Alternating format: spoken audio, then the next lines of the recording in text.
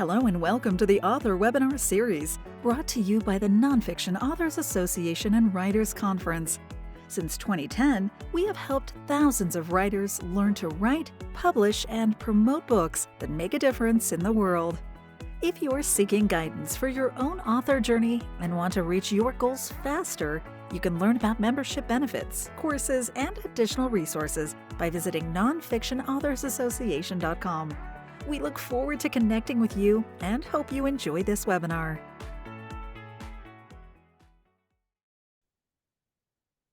Hey everyone, welcome to another free webinar with the Nonfiction Authors Association. I am your host, Stephanie Chandler. Today we are talking about how to choose your publishing path. We're going to go over traditional publishing, hybrid, and self-publishing options. We're going to look at the pros and cons of each, and then we're also going to go through the steps involved in accomplishing each of these, so that you have a really good understanding of your options and can make an educated choice as you proceed to get published this year. So let's start with your primary choices. There are three. You've got the traditional route, you've got self-publishing, and hybrid. I'm going to define that for you. Don't worry. Pros of traditional publishing.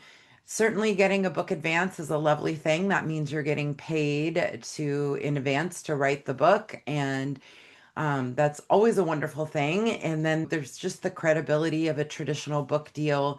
Traditional media still favors traditional publishing. So traditional media meaning television, print, radio. One of the big reasons many of us have pursued traditional publishing over the years is bookstore distribution. I know for me, that was an early goal 20 plus years ago. I really wanted to see my book in stores. Unfortunately, the reality is we're not buying our books in stores like we used to.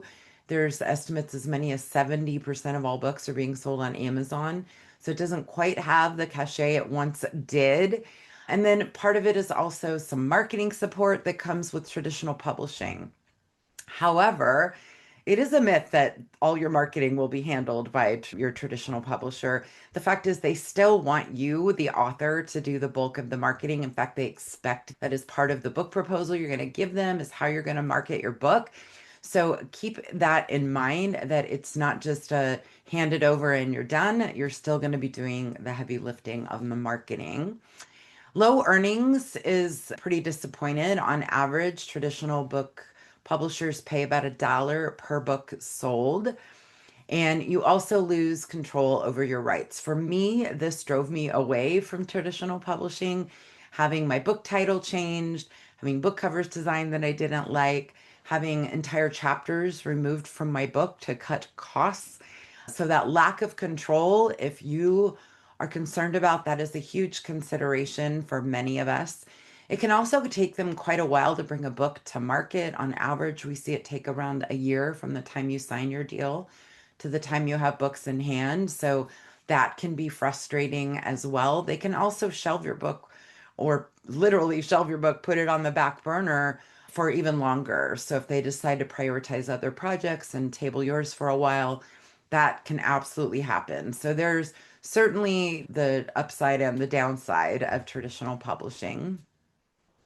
On the self-publishing side, my favorite thing is that I maintain full control of my work. I choose my title, I choose my cover design, I choose what content is included in the book. It's truly, anyone can self-publish today, which in itself has pros and cons, because there's a lot of poor self-publishing happening out there, which doesn't help with the stigma, right? If people aren't getting good editing or getting good design, then it kind of brings down the view of self-publishing, versus if you do it really well, who cares who published the book, right? And so that's what we focus on, is how do you do it and meet publishing industry standards, do it really well.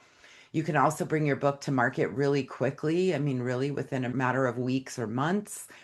You will earn more per copy, certainly, than what you're paid by a traditional press. So, depending on where you're selling your books and the retail channel, you might make $3, $5, $10, even $15 a copy if you're selling them direct at speaking engagements, for example. And there's just a lot of ways to get self-publishing accomplished.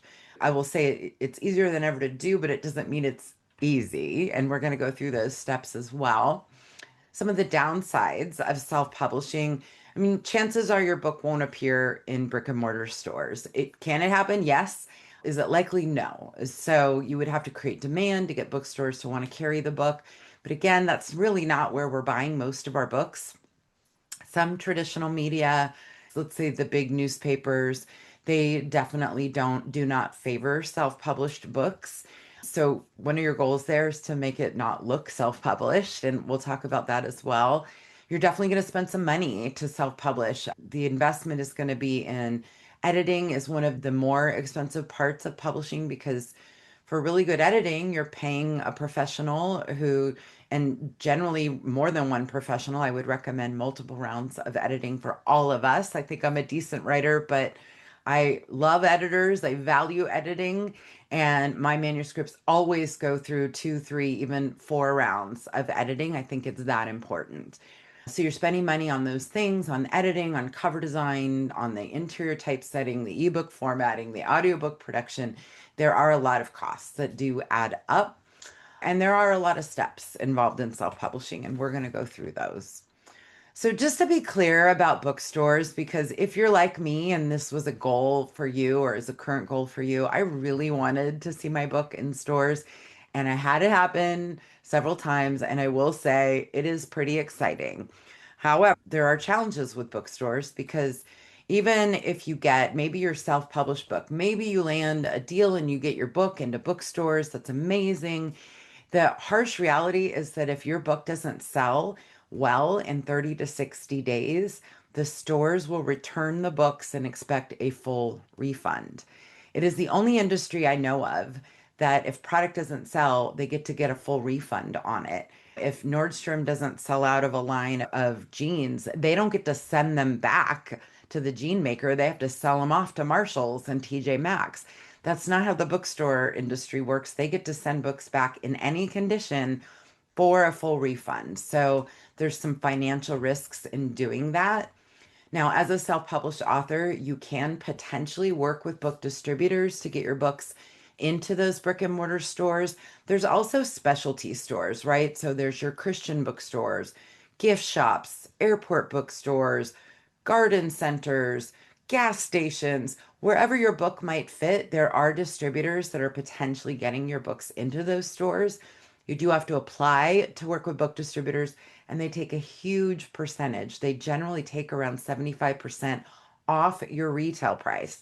So if your book cost is a retail price of $20, they're going to pay you 15, and then you have to deduct your print and shipping costs, and what remains is your profit. So it's not an easy way to make a profit, but in general, I wouldn't tell you publishing is a great way to be profitable. There are many other reasons we do it, and mostly in nonfiction, I think it's to make a difference in the world.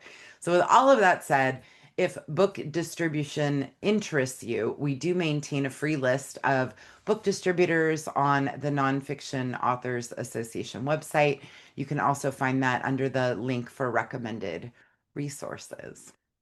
Now, hybrid publishing. So, hybrid publishing is basically hiring a firm to produce your book for you. So, you're technically still self-publishing, but you're paying for hopefully a reputable firm to handle all the heavy lifting. So, they're going to bring the editors and the designers and the typesetting, and they're going to set up your distribution and your printing. So, all of that is handled, and you're paying a fee for that. Now, what distinguishes a hybrid publisher from a vanity publisher is a vanity press will publish any book in exchange for a check. So to me, that's where the big distinction happens. If there's a company that will publish your book simply because you will pay them, that means they're a vanity press. And what that tells me is they don't care necessarily about quality. Then you don't know what kind of company your book is in. They're just really out there providing a service and kind of turning authors into like an author factory versus hybrid publishers that vet projects. They don't publish everything. They are selective about the manuscripts, And that helps you know that your book is in good company, that they do care about producing quality books. To me, that's important. If you're going to pay a company to do this work for you, you want to know that they're invested in doing a great job. And with hybrid publishing, you should also retain all the rights to your work, meaning you're not signing over the rights. They don't own the rights. Your contract should be cancelable. So if Random House calls and says, hey, we're going to give you $1 million and acquire the rights to your book, you should be able to cancel your hybrid publishing contract. And generally, you want to work with a company that has a great reputation. And I'm going to tell you how to vet them as well. Some of the downsides of hybrid publishing, you are definitely going to spend some money up front. On the low end, you're looking at around $8,000. And we're seeing some companies charging 50, 60,000 and even more than that for these services. So again, keep in mind, self-publishing, regardless, you're going to spend money. You're going to spend on the editors, the designers, the typesetting, all the things. So you're still spending money and you're paying for the added value of somebody handling it for you, and there is value in that. So just beware because there's a lot of unscrupulous companies out there. In fact, the list of companies I could recommend to you is very short, unfortunately. So just please be aware and do your due diligence when researching these options.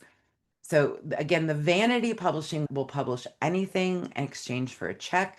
They do tend to be cheaper, so you're going to spend less money, but you're also getting less quality. So my concern here, let's say you're going to pay 3 or 4 grand and they're going to produce your book. That sounds like a great deal, but then you find out that the editor is based in another country or the designers are based in another country. Now, I'm all for hiring labor everywhere. However, once your work leaves the United States, you lose control over your copyright protection. So once your work is in any other country, your copyright is out of control. You cannot protect it in another country.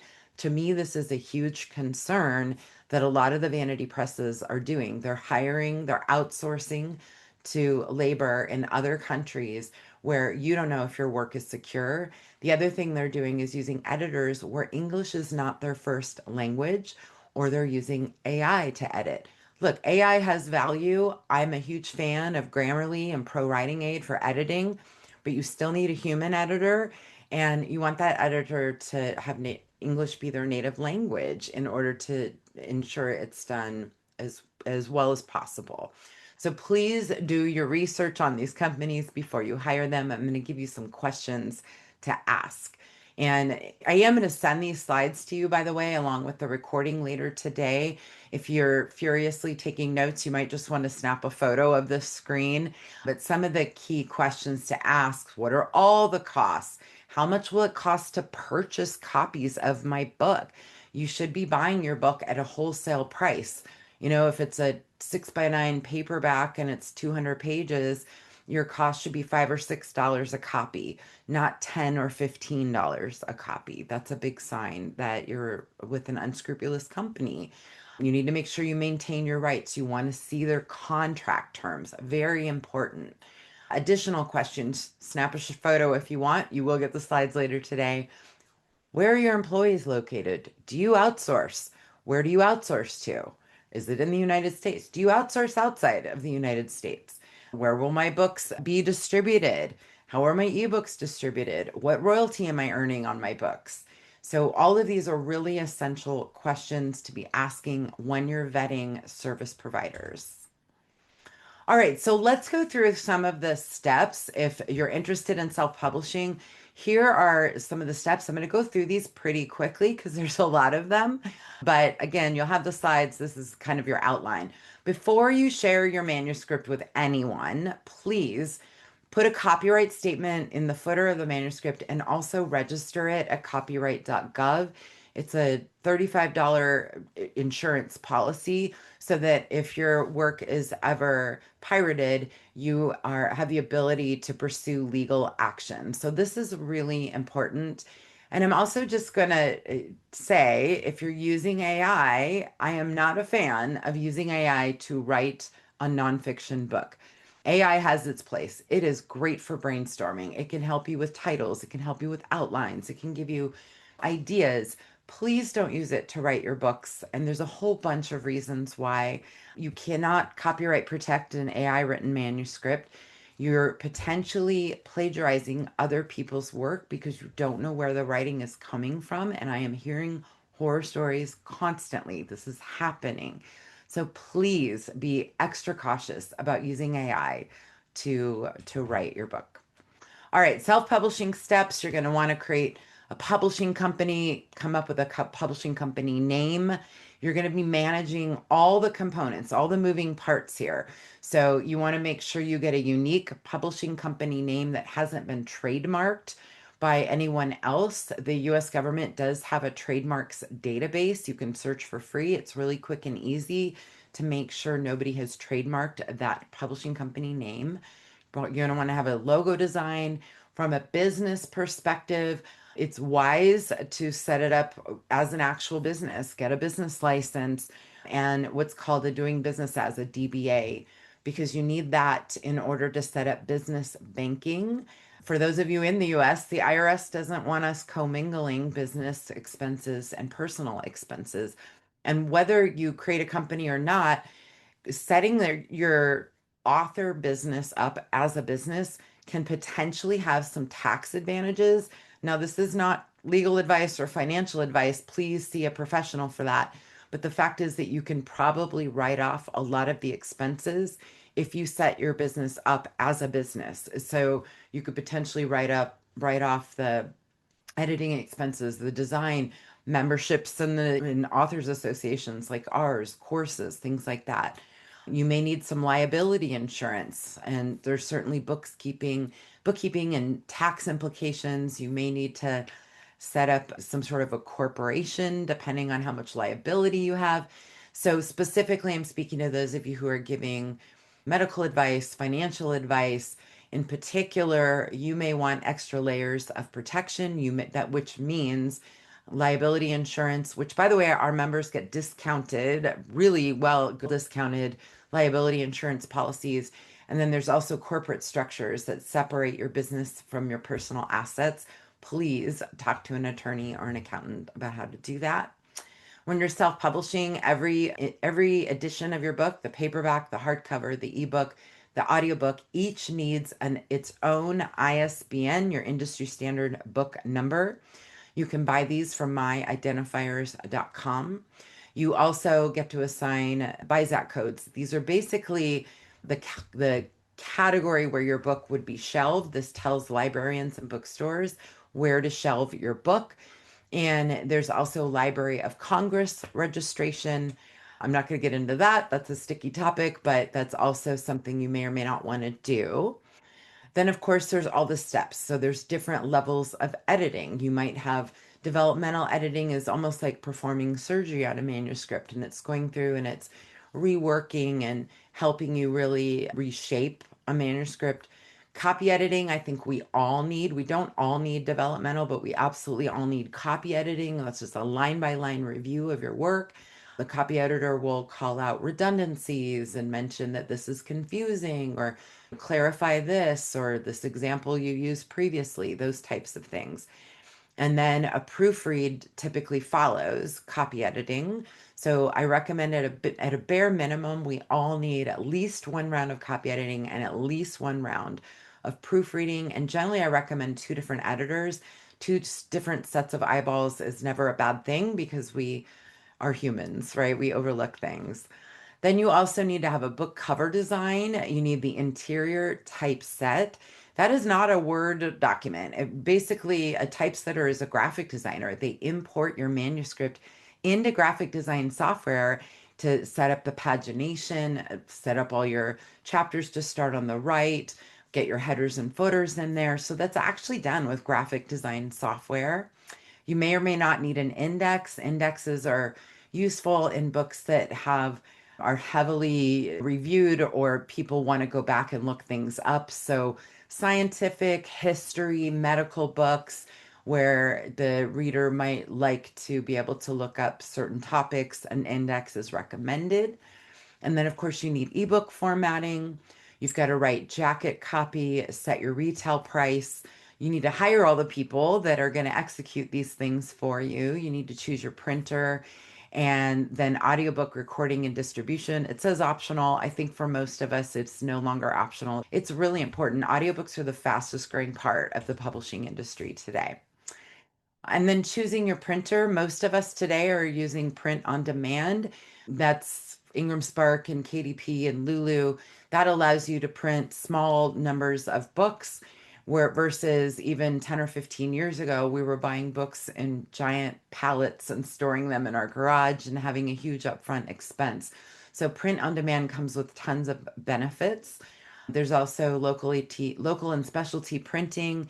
If you're printing in full color, and especially if it has a lot of pages, I would say 50 or more pages, that's where you might look into printing overseas because color printing costs a fraction in China as it does in the US. Unfortunately, that's just a harsh reality of printing costs.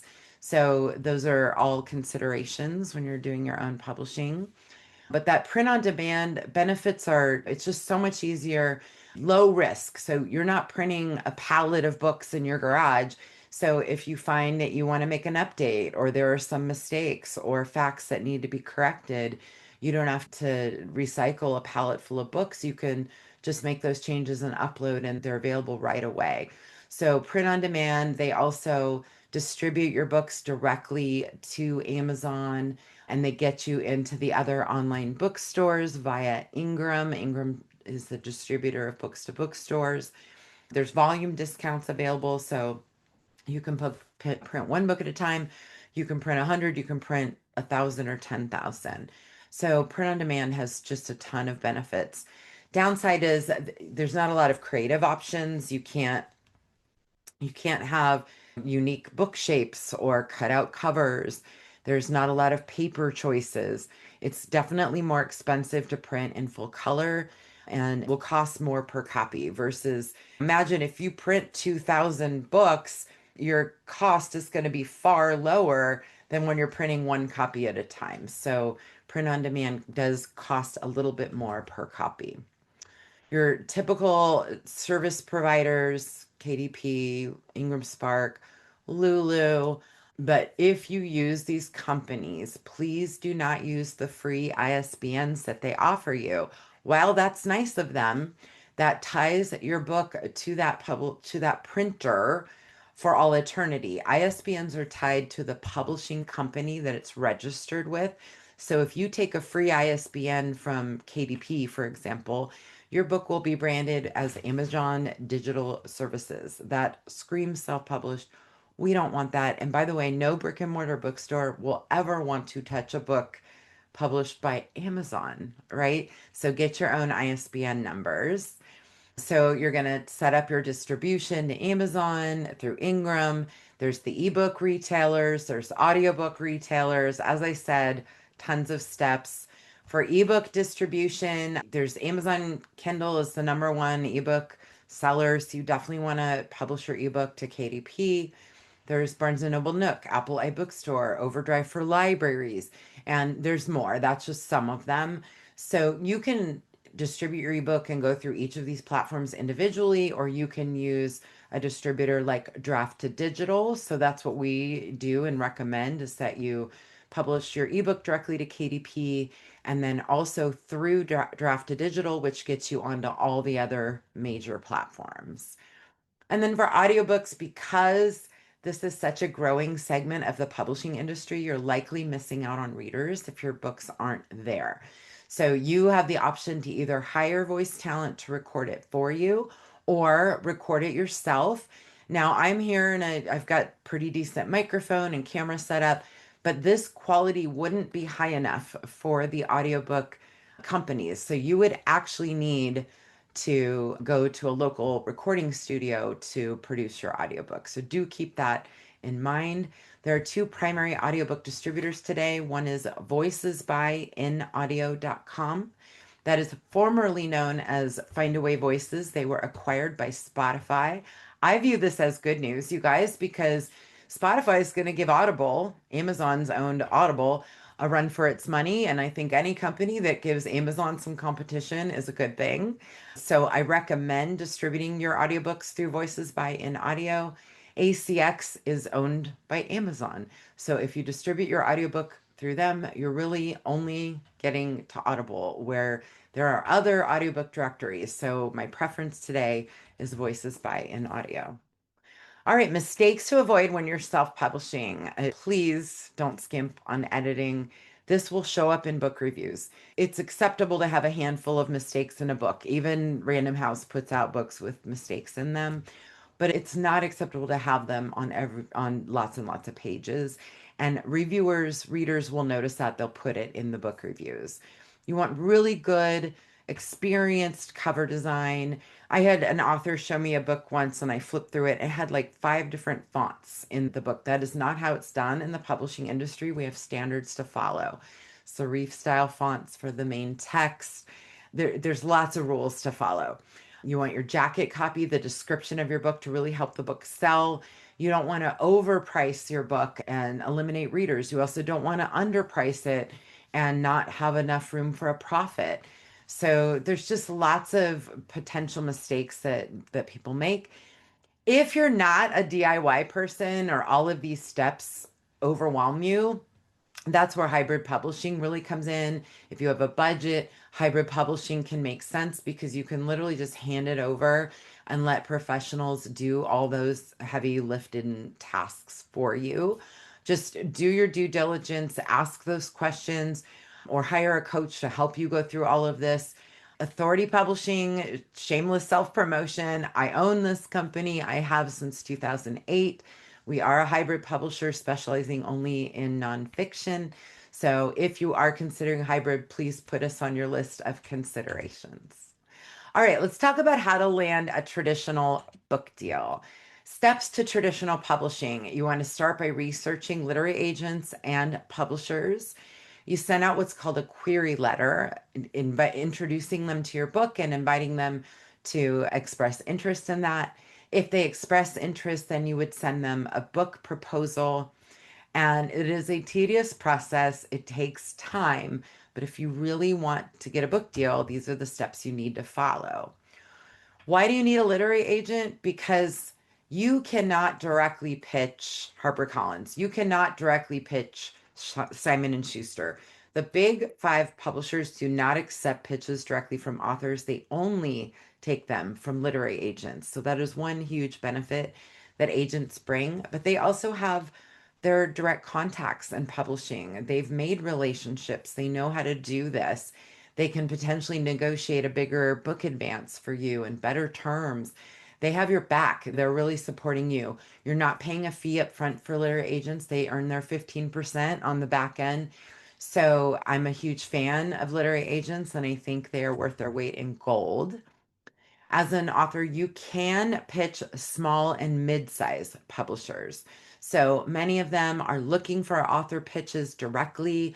You can find submission guidelines right on their website. So if you're writing maybe a niche book, maybe you're writing about holistic topics or wellness and things like that, there's lots of niche publishers, niche history topics. Those publishers may accept direct pitches, and you can find out by looking at their websites. To create a book proposal, it's a big document. It typically runs 30, 40, 50 pages long. A book proposal includes an overview of the book, the market analysis. What is the opportunity here? How many people will make up the audience for this book? A competitive analysis looks at competing books. What are the top 5 similar titles to yours? How are they selling?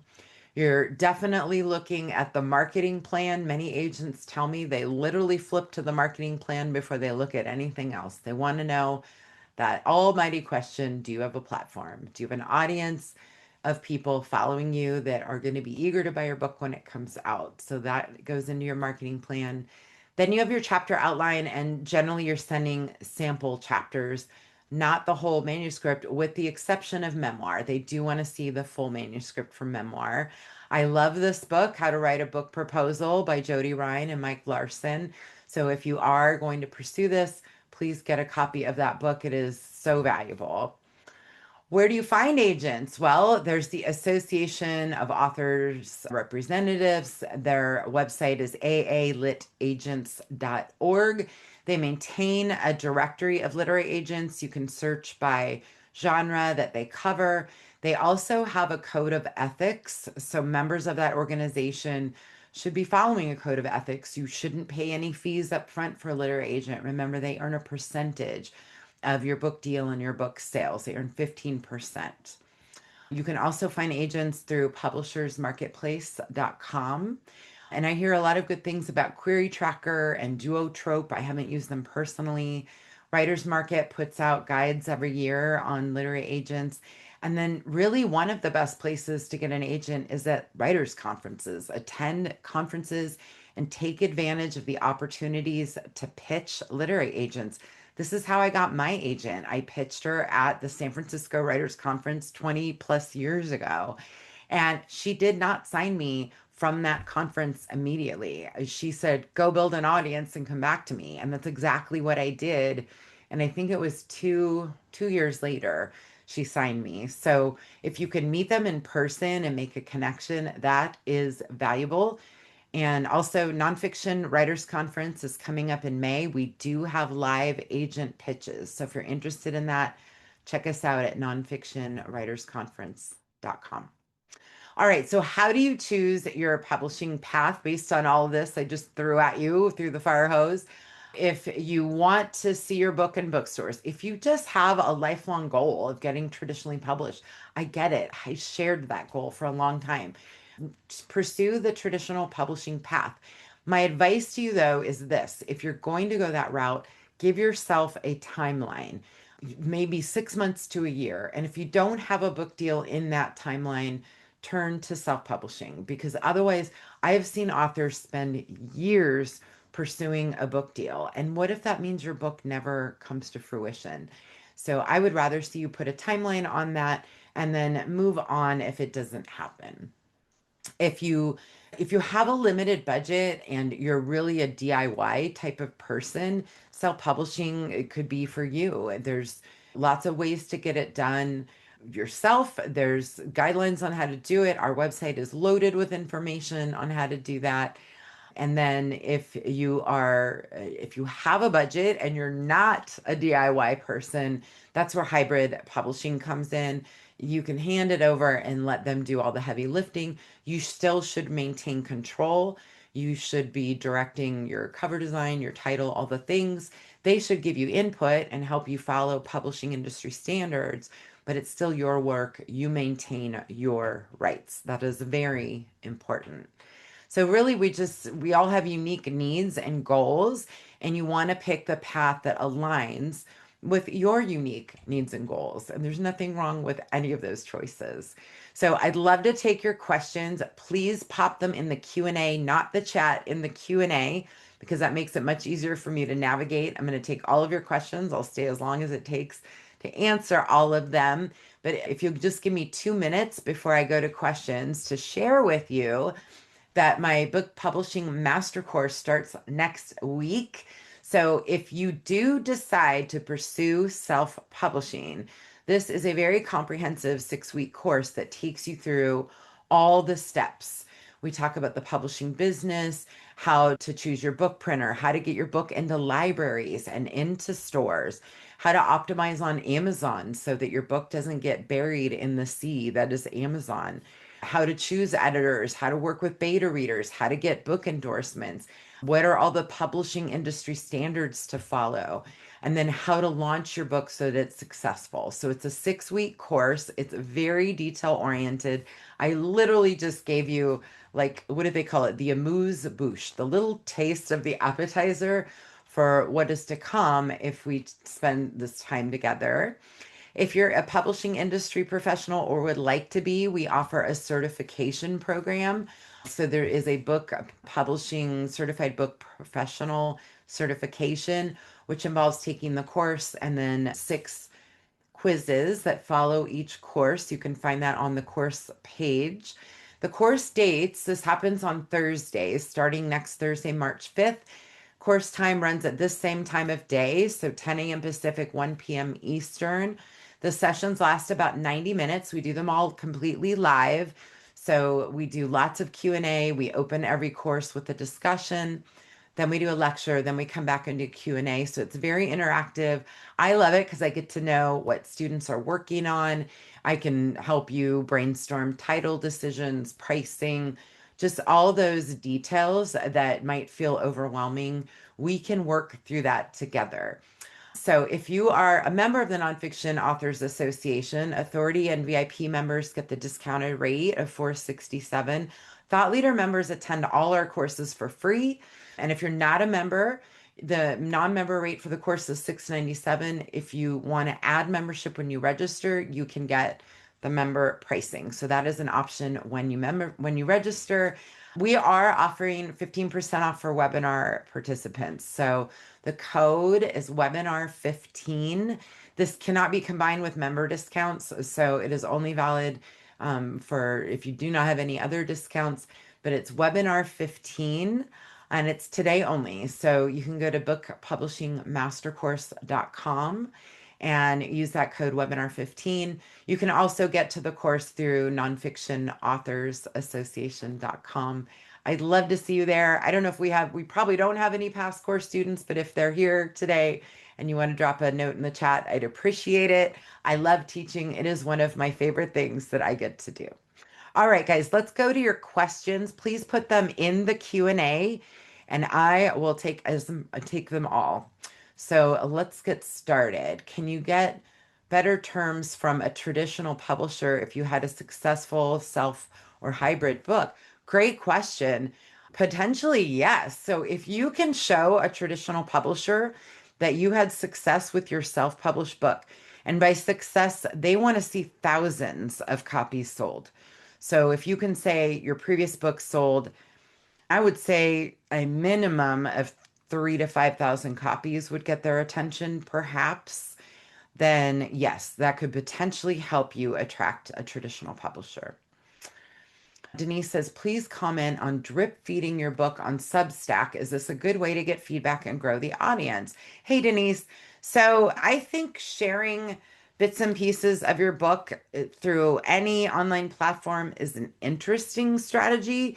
It is a way to potentially build an audience. Authors have been doing this for years through social media, sharing it on Twitter, one tweet at a time, or sharing it on their blogs, or sharing it through Facebook or Instagram or TikTok, or now Substack is popular.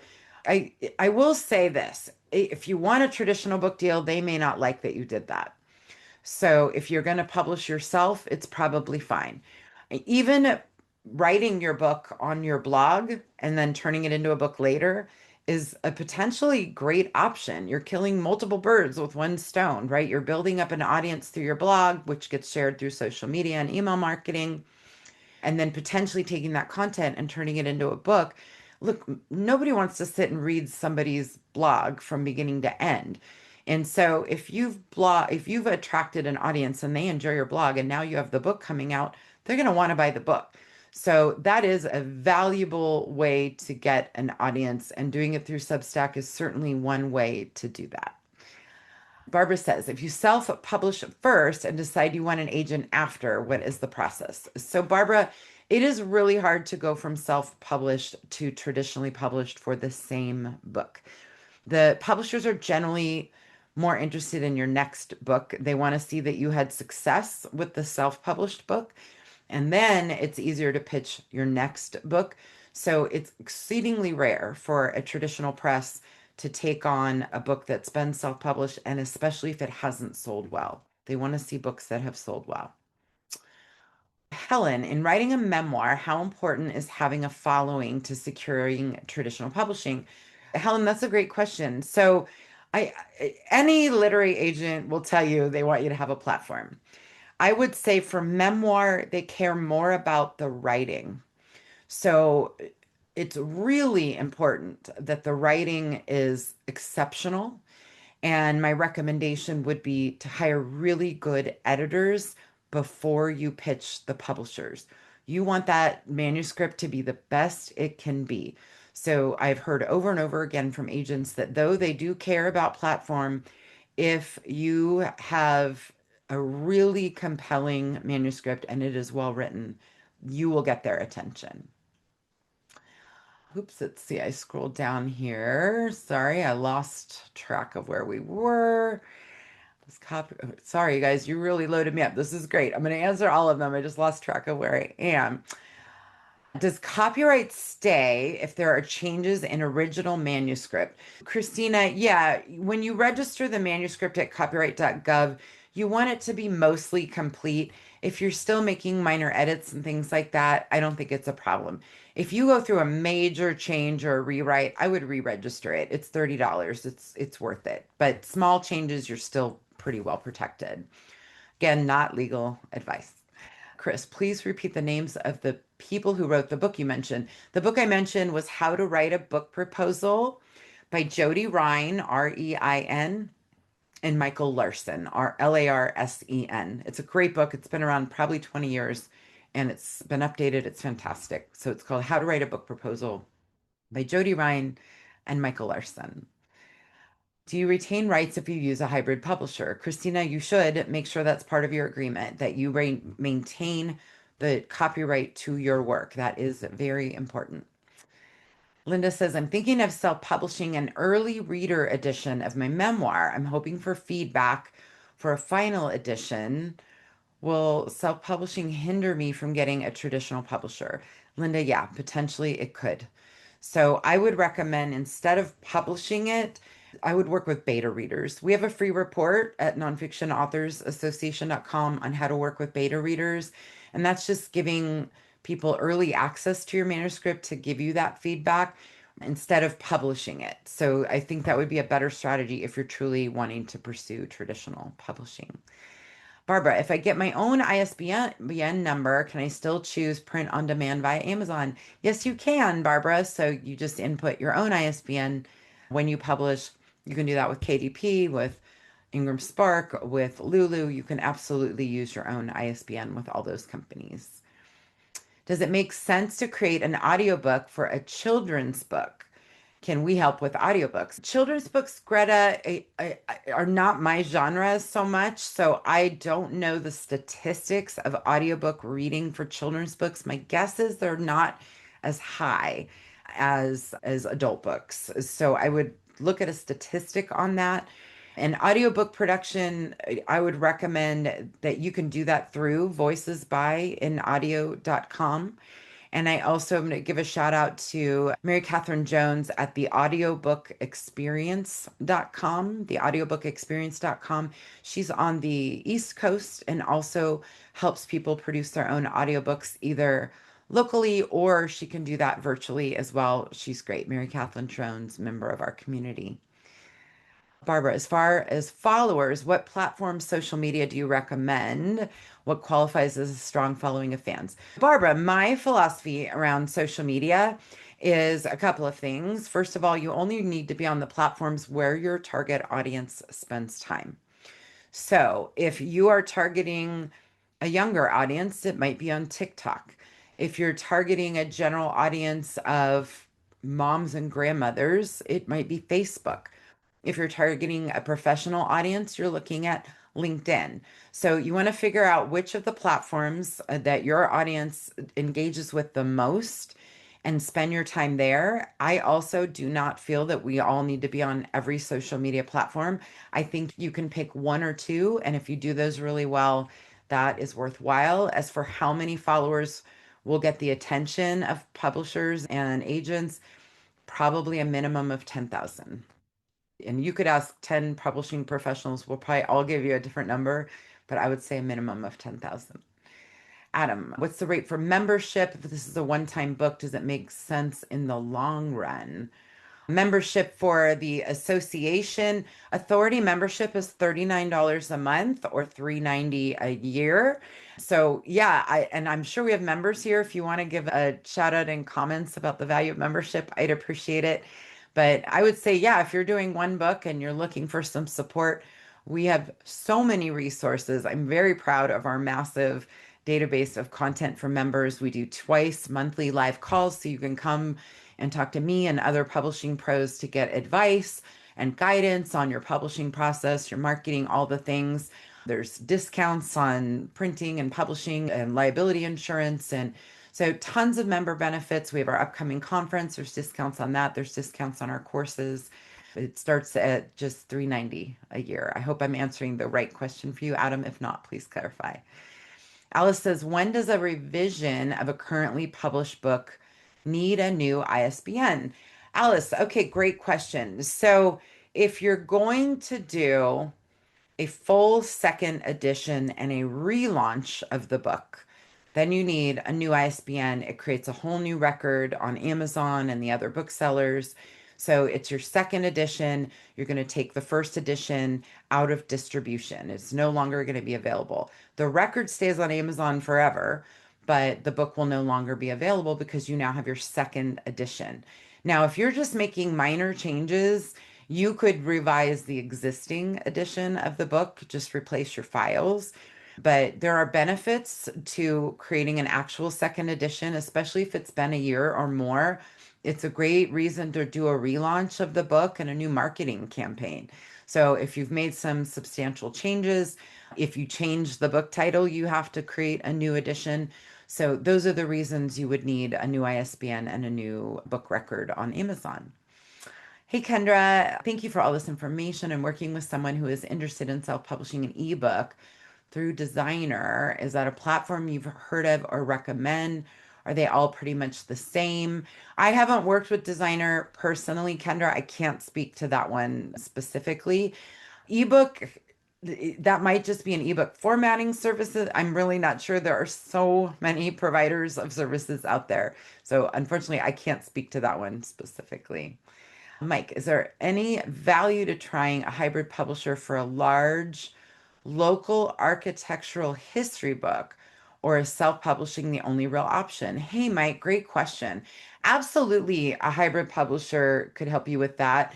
That is a very large book, but just because they vet manuscripts doesn't mean that they would rule out a local history book.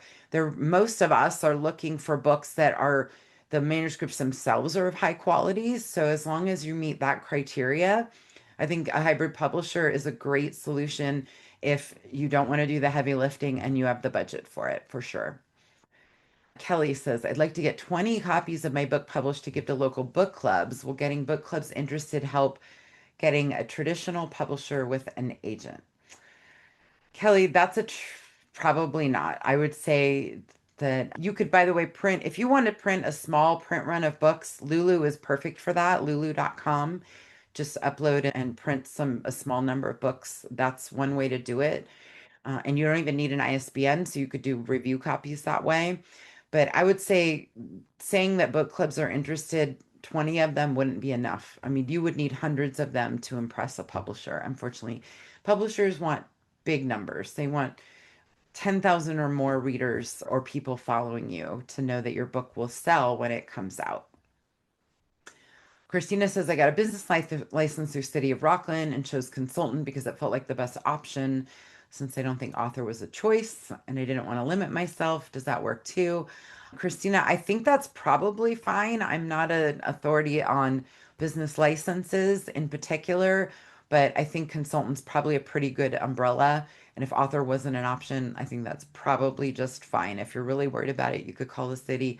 I don't think the cities care that much as long as you distinguish it from, you're not selling fireworks and those types of things. Kelly says, if my book is about my friend and I've changed all the names and liberally used my writer's advantage to tell her story, is this still considered nonfiction? That's a tricky one. So look, any nonfiction or memoir takes liberties. It has to. None of our memories are perfect. So that's known. And then if you think back on that whole James Fry controversy from however many years ago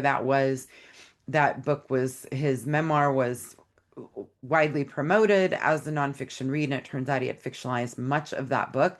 And that was a huge issue in publishing. So I would say if you've taken a lot of liberties, you definitely need a disclaimer, right? So it is a memoir. but a fictionalized memoir, I would be really clear on that just so that readers know what to expect. Bruce says, I got a contract offer from a traditional publisher yesterday. Congratulations, Bruce. The acquisitions editor suggested in advance was optional. What are your thoughts on whether or not to accept it? I don't know what, I've never heard of an advance being optional. I must say that is strange to me. Part of the benefit of signing a book deal is that you're getting paid up front for that work. So I can't understand why it would be optional. Maybe you could expand on that. That would be interesting to know. But I would say if somebody's saying, would you like money or not? I would say, sure, give me the money, right? Mike, please talk about your hybrid service. Oh, okay, Mike, thank you. So it's Authority Publishing, authoritypublishing.com. We've been around since 2008. We only work with nonfiction books.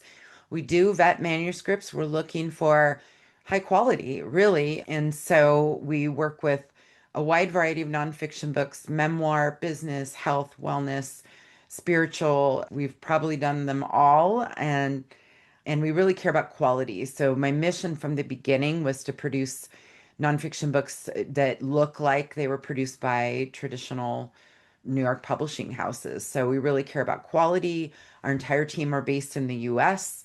They're compensated well. We're not using, $3 an hour laborers in other countries. And the terms are very author friendly because I'm an author myself. So we only earn $1 a book and you earn the rest. And then you also earn 100% of your ebook royalties. We don't take a penny. So they're extremely author friendly terms. And if you're interested, send an email to service@authoritypublishing.com. We'll send you a packet with the information. And if you're interested in setting up a call after you see that, I will personally take a call with you. I'd love to do that. So thank you. Thanks for the question. What else? Do any hybrid publishers take payment plans? Hi, Dinah. I would say most of us do. In fact, we don't expect full payment up front. We generally ask for 50% upfront, 25% in 30 days, and then the balance in 60 days or before the book goes to press, whichever comes first. We can also divide that up into 33%. We also take credit cards. So, yeah, I think payment plans are negotiable for a lot of companies. Helen says, since hybrid also does editing, should the manuscript be edited before approaching our company? Yeah, that's a great question. No, you don't have to have done your editing yet. If it's rough and needs editing, we absolutely have really talented editors because I'm not an editor and I'm such a fan of editing. I'm very picky about our editors. We have really good nitpicky editors. And yes, so you do not have to have done your editing before you approach us at Authority Publishing. Great question. Did I miss anything? That's all the Q&A. I have not been able to follow the chat. If you've asked me anything in there, please pop it in the Q&A because it's a lot to search through. But hopefully I answered all your questions. And just wait, I will send out the recording and the slides later today. And if you have any questions, I'm here for it. I'd love to see what our publishing class, if you decide to pursue self-publishing, class starts next week. Webinar 15 is our discount code. And you can do that through selfpublishingmastercourse.com or find it over at nonfictionauthorsassociation.com. I hope I got all your questions. Just double check Q&A one more time. When you say high quality for hybrid submissions, what do you mean by that if the manuscript does not need to be edited? High quality meaning that it needs to be a cohesive manuscript. It needs to be, I will say, some hybrid publishers have preferences around content. We will not publish anything defamatory, that kind of thing. So there's some things around that. But as long as the author is willing to go through the editing process and we can get it to reach quality standards, that's totally fine. That's why we exist. Oh, you're welcome, Elizabeth. Thank you all for, I appreciate your comments. I'm seeing the thank yous. Thank you. And I hope to see you soon in our community, in our course, in publishing, whatever the case may be. And keep an eye out. We always do these free webinars every month, and I really enjoy giving them. And I just appreciate you all. Thank you for all the kind words. You're making my day. Thank you. Have a great rest of your day, and I hope to see you soon. Thank you so much, everyone. Take good care. Bye-bye. Thank you for attending this webinar by the Nonfiction Authors Association. Since 2010, we have helped thousands of writers learn to write, publish, and promote books that make a difference in the world.